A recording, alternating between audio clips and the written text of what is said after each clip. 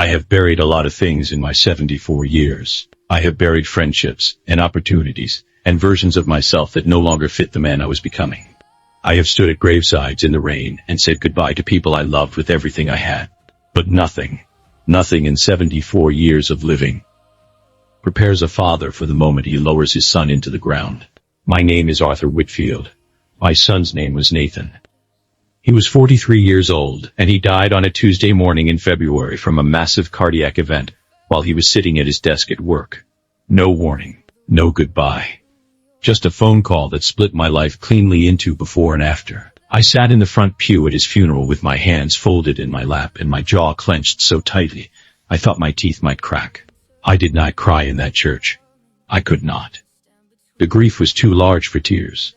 It sat in my chest like a block of cold concrete, too heavy to lift, too solid to dissolve. Beside me sat Nathan's wife, Cassandra. She wore an immaculate black dress, a delicate veil, and the polished expression of a woman performing sorrow for an audience. I watched her from the corner of my eye as the pastor spoke. She dabbed at dry eyes with a folded white handkerchief. She sighed at the appropriate moments. She accepted condolences with a gracious tilt of her head. But her eyes, when she thought no one was watching, her eyes were busy, calculating, moving around that church the way a chess player's eyes move across a board, identifying pieces, measuring distances, planning the next move. I had seen that look before. Nathan never had. Before I tell you what happened at that inheritance meeting, and exactly what Cassandra did not see coming, I want to hear from you.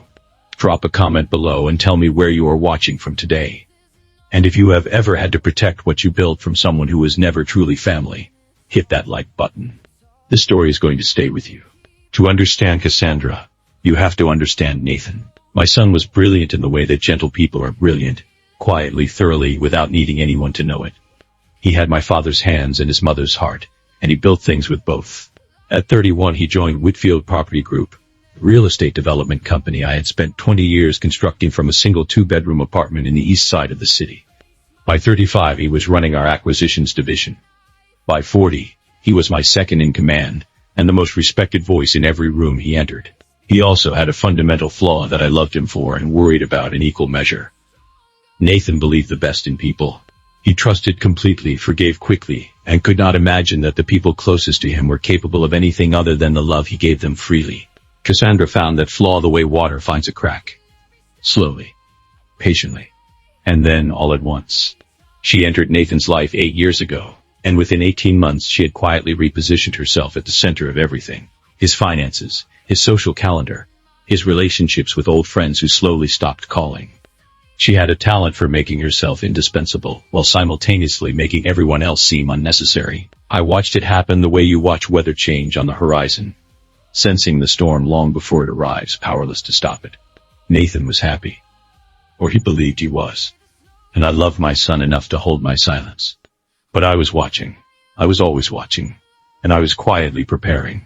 3 weeks after the funeral, I received a formal letter from Cassandra's legal team requesting a family meeting to discuss the distribution of Nathan's estate. Not a phone call. Not a conversation at the kitchen table. A formal legal letter, typed on heavy cream paper, delivered by courier to my front door while the flowers from my son's grave were still fresh. I read the letter twice. Then I set it down on my desk, looked out the window at the bare winter trees in the garden, and made a phone call of my own. I called Raymond Osei.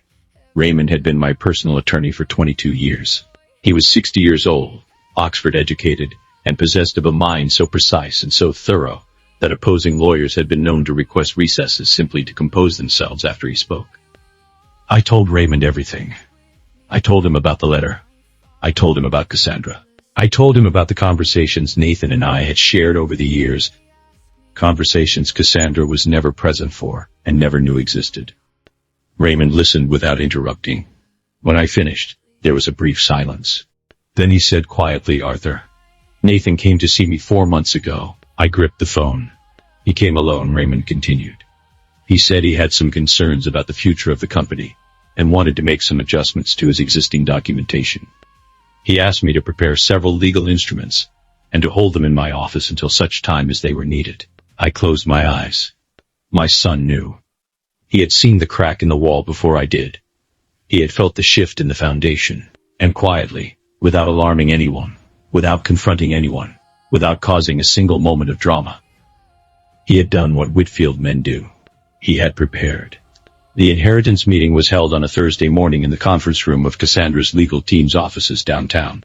It was a deliberately chosen location.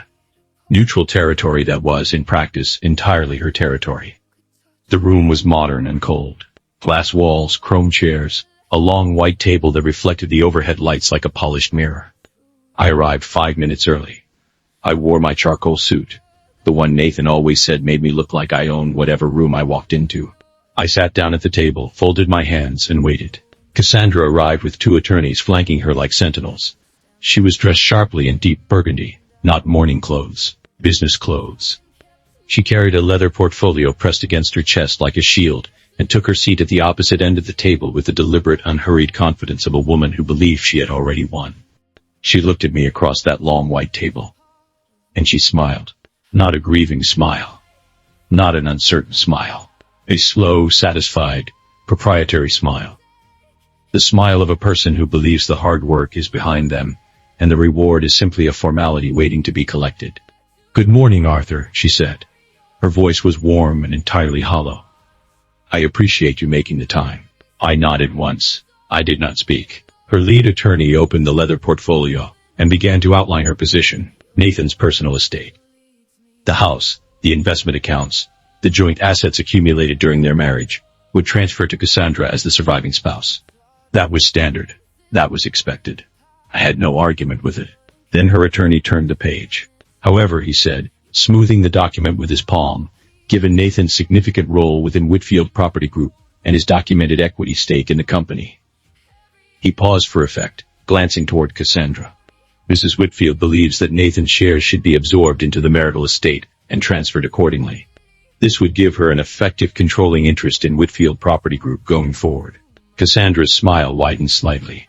She looked at me with an expression of careful, practiced sympathy. "I know this is difficult, Arthur," she said. "But Nathan would have wanted the company to stay in the family." The family. I looked at her for a long moment. Then I looked down at my folded hands. Then I looked back up. "I have something for the room," I said quietly. The door behind me opened. Raymond Osei walked in.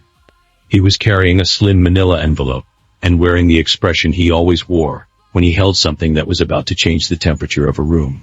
He did not greet anyone. He walked to the table, set the envelope down in the center, and opened it with the unhurried precision of a man who had done this many times before. He removed a single bound document and set it at the center of the table. "Nathan James Whitfield," Raymond said clearly, "prepared and executed a comprehensive shareholder agreement 4 months before his passing. In this agreement, he formally restructured his equity stake in Whitfield Property Group as a non-transferable asset held exclusively within the Whitfield Family Trust, of which Arthur Whitfield is the sole trustee. The agreement explicitly excludes spousal inheritance rights and was notarized, witnessed, and filed with the state corporate registry on October the 9th. The room went very quiet. Cassandra's attorney leaned forward and reached for the document. Raymond let him take it.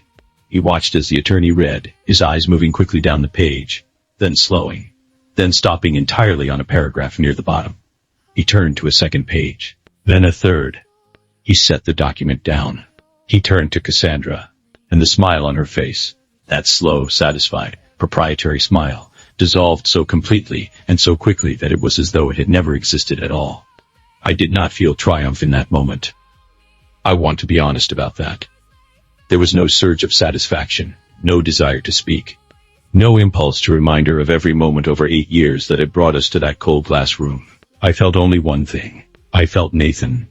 I felt the quiet, thorough, unhurried mind of my son working in that room the same way it had always worked, without drama, without confrontation, with absolute precision and complete love. He had protected what we built together. He had done it alone, in a lawyer's office on a Thursday afternoon 4 months before he died, without telling me, without asking for credit, because that was who he was. I stood up. I buttoned my jacket. I picked up my copy of the document and nodded to Raymond. I looked at Cassandra one final time. She was staring at the table. Her attorneys were speaking to her in low, urgent voices. I walked to the door. I paused with my hand on the frame. "Nathan built something real," I said. He protected it the same way I taught him to, quietly, carefully, and with every intention of it lasting long after both of us were gone. I walked out into the hallway. The elevator doors opened. I stepped inside, and as the doors closed behind me, and I stood alone in that small mirrored box, the concrete block in my chest shifted for the first time since February. It did not dissolve. Grief does not dissolve, but it moved. Just slightly, just enough. My son was gone. But everything he had built, everything we had built together across 20 years of early mornings and difficult decisions, and shared silences over cold coffee in the office, was exactly where it was supposed to be. Intact, protected, and mine to carry forward in his name. If this story reminded you that the people we raise carry our wisdom, even when we are not in the room, share this with someone who needs to hear it today. And if you are a parent watching this, know that the lessons you teach quietly are the ones your children remember most. Nathan knew. He always knew. Subscribe for peaceful, meaningful stories created for adults 50 plus, who know that the calmest voice in the room is always the most powerful one.